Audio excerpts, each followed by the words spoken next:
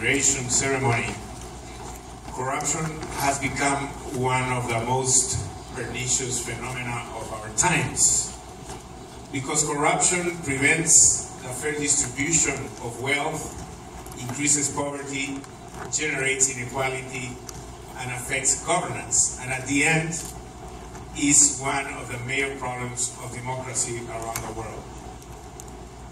Nowadays, as Transparency International has been documenting in the past years, we are confronting this phenomena that we call grand corruption, that is basically featured because the authors of this type of corruption are powerful actors, actors with economic or political power.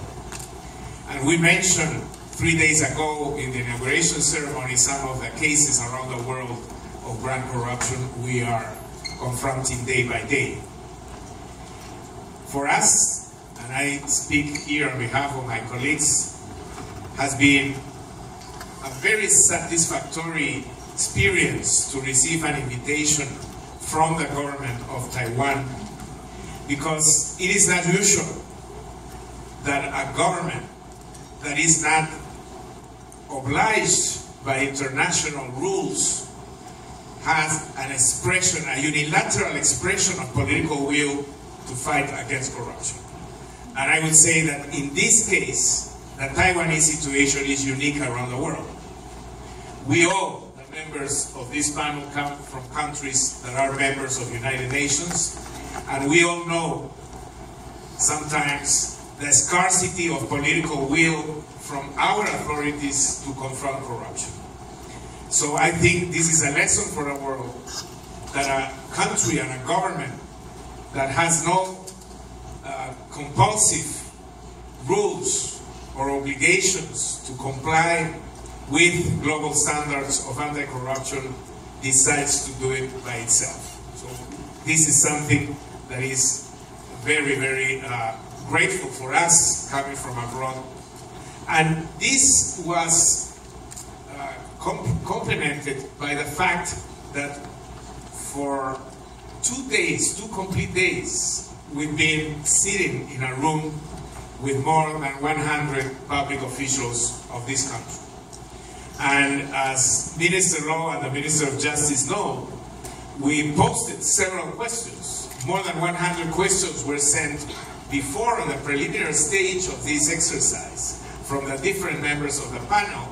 And then we received a huge document of more than 100 pages responding to each of one of our questions. And then we have this presential meeting with all these public officials, and questions were posted there, and we received responses from the different agencies that are involved in the fight against corruption and promotion of integrity in this country. We were also talking within us in the private sessions how impressive had been this exercise, to observe that authorities in this country, no matter which agency they are working in, know perfectly the challenges of their work, their limitations, and of course their achievements. Probably in many countries we wouldn't have seen this, and this has been a very productive exercise for us, receiving all this information. After we made the questions and received the responses, as just been mentioned by the minister, yesterday we had a long day, many hours until 10 p.m. discussing and trying to draft the document we are presenting to the government today. Of course, this document has some limitations of the time constraints. In 1 day, draft all and process all the information we have received along these weeks and months is not always enough time, but we think we have captured the essence of the substantial issues we wanted to address, and when the government had a chance to review the document, I think it will find here most of the relevant issues that were highlighted during this process. 主持人罗秉成政务委员 and now I would like to turn the floor over to Minister without Portfolio 罗秉成。好，谢谢。接下来这个时段我想要邀请5位的国际的审查委员就他们所提出的结论性意见来扼要的跟我们说明这个他们的结论性意见。Highlights of the different aspects that have been revised and a matter of recognition and suggestions and recommendations from the committee. Then we will start with Chapter 2 of the Convention, that is related to preventive measures, and Chapter 3, that is also related to criminalization and law enforcement. And then we can continue with Chapter 4, 5, and 6. So, direct investigation, ensure independence, and the establishment of an advisory committee made up of experts or professionals to provide external monitoring. Third achievement which we are very impressed with, is the AAC's anti-corruption volunteers program. The data provided by AAC shows that from 2011 to 2017, a total of 8,745 volunteers were recruited, and was very impressed by the majority of them were women, and I think between the ages of 50 to 65. Mostly of them are teachers. And fourth achievement is, I think, the very important serious commitment to training of specialized staff. This is part of the article that you got here. So,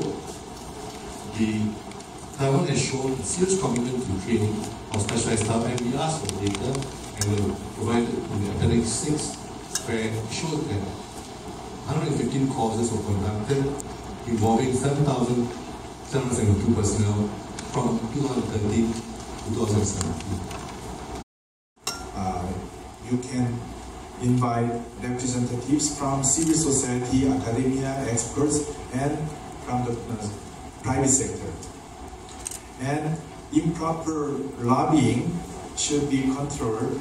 That's the second point for public procurement. For private sector, our review team recommends further work in this area. The Taiwanese Chamber of Commerce, Federation of Industries, Small and Medium Enterprises, among others, should participate more actively to combat corruption and to promote good governance and combat corruption in the private sector. For civil society, I'd like to emphasize that Taiwanese civil society organizations and academia have played an important role during the previous decade in promoting integrity and combating corruption, and has been a role model in Asia Pacific region. From corruption, and the most effective way to do that is through the national anti-money laundering system, and to target and tailor that system to detect and report acts of corruption. And I'm sure my colleague Rick Mcdonell will talk more about money laundering and asset recovery, but in terms of criminalisation and the system supporting it, Taiwan is on the right track and is invested substantially in that area.